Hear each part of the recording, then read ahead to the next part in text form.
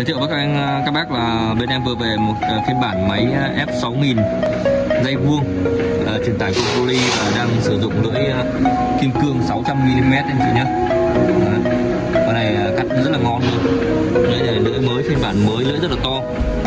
Đấy, cắt ra khổ độ cắt ra tầm 20 đến 21 đến 22 cm.